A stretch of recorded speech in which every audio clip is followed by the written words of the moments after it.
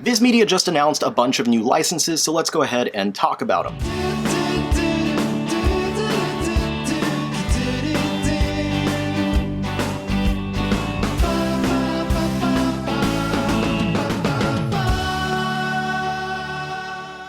So just earlier today at New York Comic Con, Viz Media, on one of their panels, announced 20 new licenses for manga, light novels, art books, etc. And I have to say, I'm kind of I'm surprised that they actually did these announcements at the convention, at their panel, because I was pretty sure that it was going to be next week, but that's neither here nor there. I was wrong.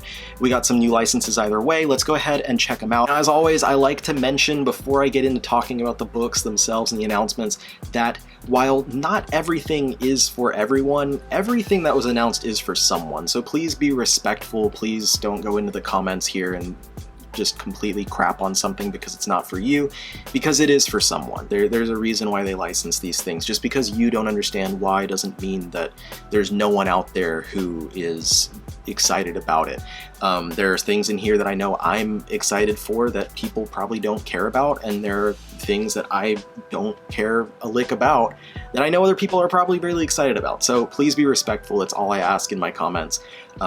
As usual, I'm going to go through these in the order that they were announced in. I'm going to read off what Viz said in their announcement, give any more additional relevant information if I have it, and then just a little bit of my own opinion on each one of these items. So let's go ahead and get on into it. The first thing that they announced was Chainsaw Man Buddy Stories. Their announcement said, original concept by Tatsuki Fujimoto, written by Sakaku Hishikawa, delivers 4 new stories featuring iconic characters from the manga. So each of these features a couple characters buddying up and going off on doing their own things. I'm not huge on light novels, but I am a big fan of Chainsaw Man, so I'll probably pick this one up. I've been meaning to read some more light novels, so maybe this one can finally push me to read one, even though I have like the Bleach and One Piece ones. But it does have some artwork by Fujimoto as well, so if you just want to see some more of Fujimoto's artwork in relation to the ongoing Chainsaw Man series, this might be something you'd want to pick up either way. Next up, this one's a little more heavy. This one's a lot more heavy. Until I Love Myself, the non-binary manga artist. So this is from Papi Pesayama. It's an autobiographical tale that confronts the traumas of gender dysphoria and workplace sexual harassment. So this is a 2-volume drama manga that is about that creator's time as, or at least part of it is about that creator's time as the assistant to another mangaka that they do not name, as far as I've seen from like notes and whatnot that I found online. So it is going to get into some heavy subject matter. I think I just mentioned it's 2 volumes long, so I don't know if they're going to publish both volumes individually or do a 2-in-1 volume. Either way is fine. I'd rather a 2-in-1 for something that's short and just makes sense to kind of have it all in one volume. But this is pretty notable because Viz does not do much to put out a lot of like LGBTQ focused titles, focusing on characters or from creators that are, and so it is notable to see them, you know, put a little bit of effort into doing that. Other publishers like 7 Seas and Kodansha and like Yen Press, I feel, all put in a lot more effort with that stuff. So glad to see Viz kind of finally getting in there. Anyway, moving on, next we get Heart Gear. In a post-apocalyptic future, a human girl and an android will travel the world in search of a mythical utopia. So this one's a sci-fi series. It is currently ongoing in Jump Plus, and it has been going since 2019. So it is a few years old at this point. Looks pretty cool, has pretty decent artwork from what I can see. I'll definitely be trying this one out, seeing how it goes. Next up, this is a little bit different. Marvel Comics, a manga tribute. Over 20 Japanese artists, including Yusuke Murata, Shigeru Koyama, Sana Takedo, and Kamome Shirahama, assemble for a fresh take on the Marvel Comics universe. Now, this I think is going to be similar to that Star Wars tribute hardcover that came out early this year or last year sometime, where a bunch of manga artists came in and did artwork. I wouldn't be surprised if this includes like a bunch of the variant covers that some of these artists have done for Marvel Comics. Like it mentions Kamome Shirahama from Witch Hat Atelier. I know that Shirahama did like Doctor Strange cover, and they probably included the Star Wars covers that Shirahama did in that Star Wars book, but I'm not absolutely sure because I don't have it. I'll have to pick it up and check that and see how that is, and that, you know, kind of give me an idea of what's in here. But there's a lot of cool artwork in Marvel Comics that have been done by manga artists, like Q Hayashida, for instance. It's not named here, but maybe they'll include her cover of Ant-Man that she did. So anyway, moving on, another Marvel book is coming out. They've actually got a few Marvel things this time, which is interesting to see.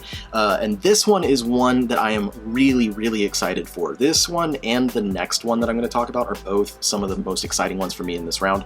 Tsutomu Nihei, creator of Blame, or Blam, takes Wolverine to a desolate, terrifying new dimension in the new deluxe version of Wolverine Snikt.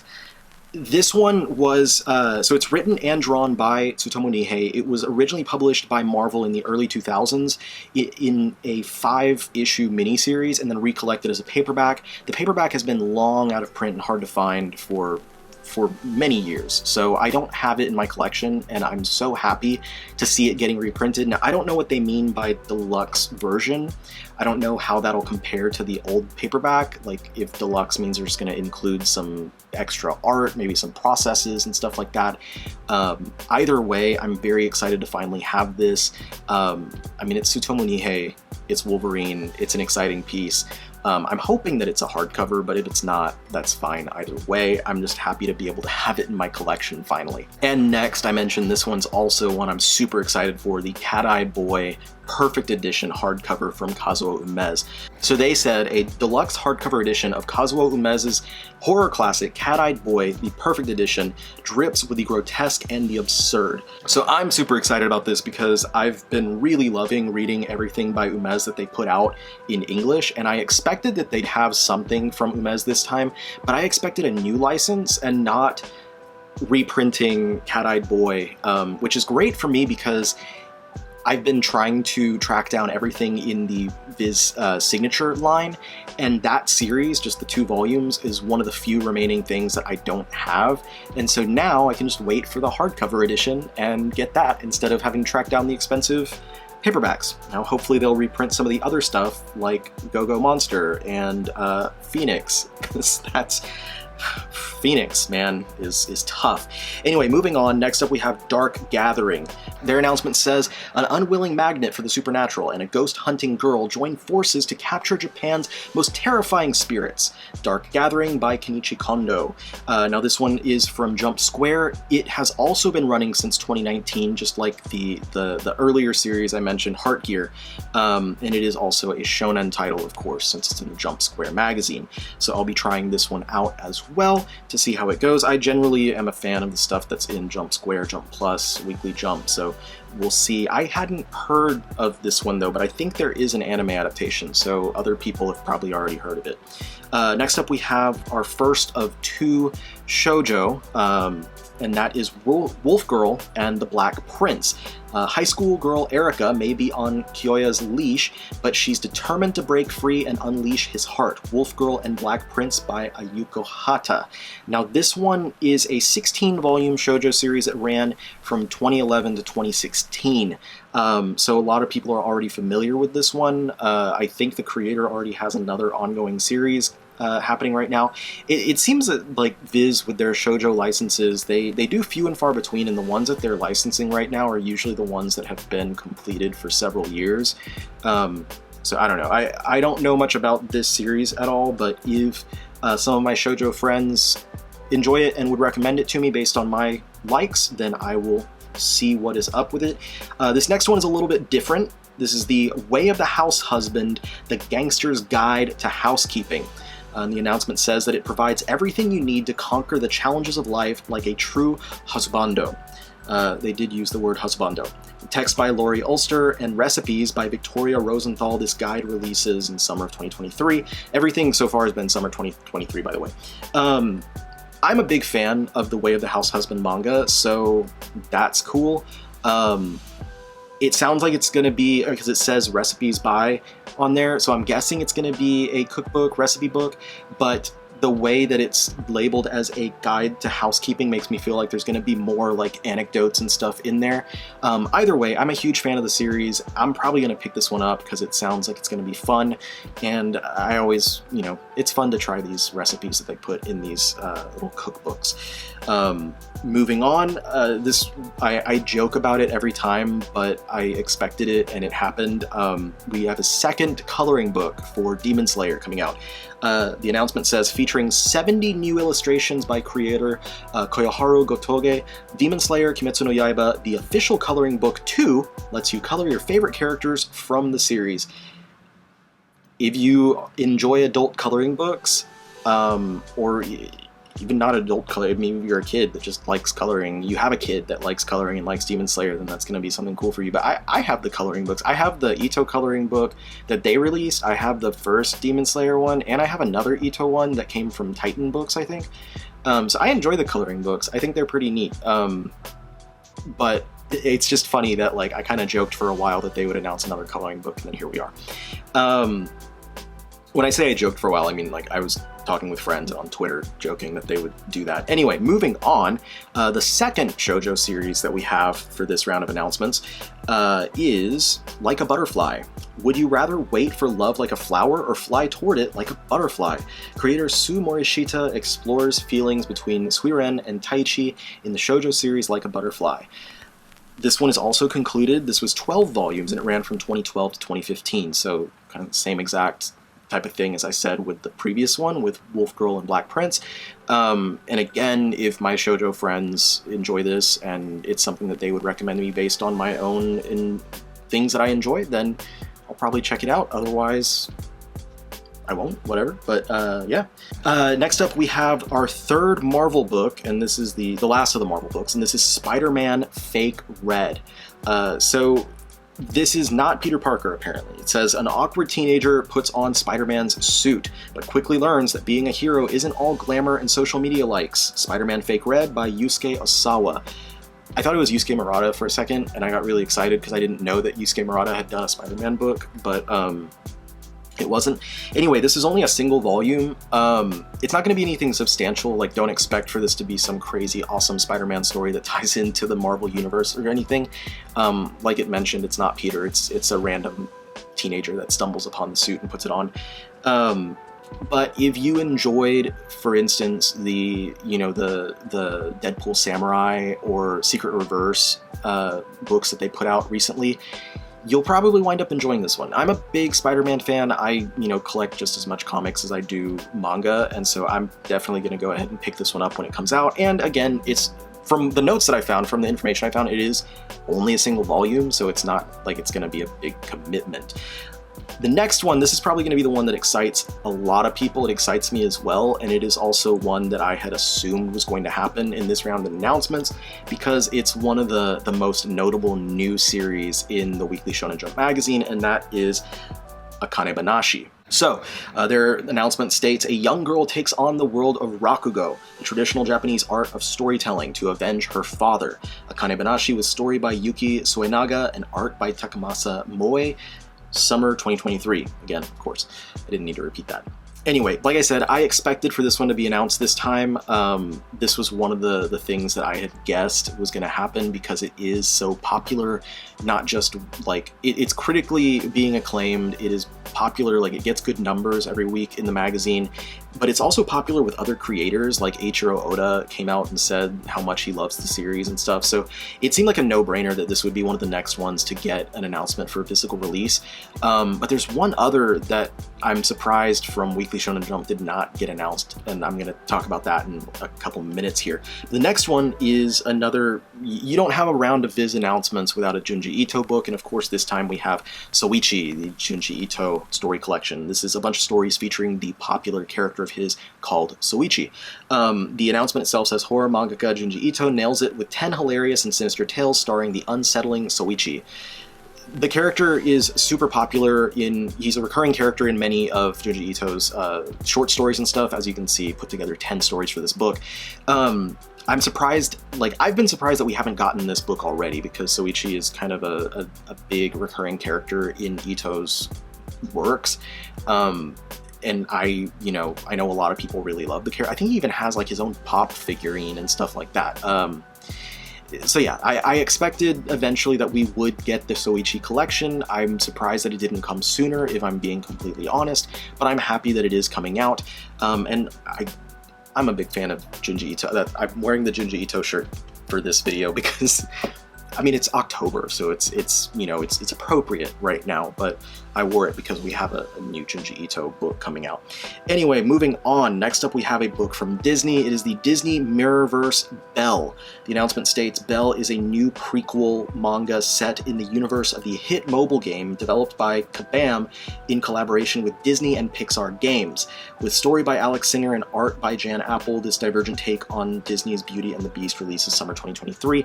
I didn't know about this mobile game. I thought that the Mirrorverse stuff was just like a line of toys that they came up with for funsies, because I would go to Target and see the toys, but I never knew that it was connected to anything else. So when I saw this, I thought it was related to the toys at first, and then I read it and I was like, oh, there's a mobile game. Anyway, so that's that. For fans of the mobile game, I'm sure you'll enjoy picking that up and reading that story. For others, it's probably not going to do much for us. Next up, we have Art of Demon Slayer, the anime. So we got the Art of Demon Slayer, Kimetsu no Yaiba, the anime by Ufotable and Koyoharu Gotoge, presents an incredible collection of over 300 pieces of art from the acclaimed anime. I have been buying more art books recently, but not for anime. I've been buying art books for manga, so I will likely pass on this one since it is anime specific, but we'll see. If it's a really nice one, maybe I'll go ahead and pick it up. Moving on, next we have another one that I fully expected would happen this time. I know some people were expecting it in the last round of announcements, but they couldn't announce it then because it literally had not yet been published in Japan. Like, the physical edition either had not yet been published or had just been published, and that is Goodbye Eri by Tatsuki Fujimoto, which is one of Fujimoto's more recent one-shot manga that was put out in Weekly Shonen Jump. Their announcement states, Chainsaw Man creator Tatsuki Fujimoto presents Goodbye Eri. Filled with despair after losing his mother, a young filmmaker meets a mysterious girl who holds an explosive secret. So this is going to be a volume similar to the Look Back volume that just came out, that was just a collection of that short story. Like I said, it was very expected that this would happen, but just because it's expected does not mean that I'm not excited to have it. I'm glad that we're getting this, and honestly, like, it's fun to see, like, it seems like Viz as a publisher is noticing certain names sell, and Tatsuki Fujimoto is one of those names, and so they're like, okay, let's just get everything, like every license of his, and get that into English and physical as quickly as possible.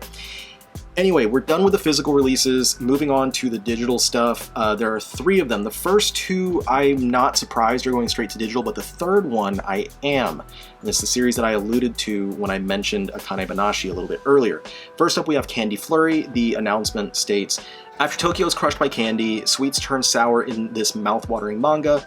Candy Flurry, story by Ippon Takiguchi and art by Santa Mitarashi, releases spring of 2023. So this one I enjoyed quite a bit for the first several chapters, and then I feel like it just went left, and I don't know, it just dropped in quality, and then eventually it just ended. So I'm not bothered that it's going straight to physical. The next one was one I didn't even really enjoy when it was coming out weekly, so I'm also not offended that it's going to physical, and that is Neru, Way of the Martial Artist.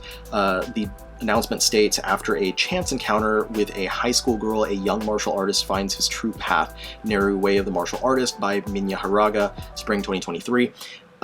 So both of those, like I said, those were canceled early in the magazine. Like, they both lasted like 20 or less chapters. I was enjoying the beginning of Candy Flurry. I didn't really enjoy Way of the Martial Artist though. Whatever. But the third one, this next one, I am surprised that this is not getting a physical release. And hopefully we see this get kind of the Mission Yosakura family effect, where a year down the line it gets one, and that is P6 or PPP. Lucky's determined to make his way into the piano world with his own unorthodox style.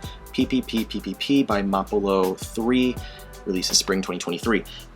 This one is super popular. Like, a lot of people I know, and I've seen a ton of talk online and stuff. I know that it's popular. There's a ton of people who enjoy this series in the magazine. It does pretty decent numbers as well, so I'm very surprised, honestly, that this is getting digital first instead of going straight to physical.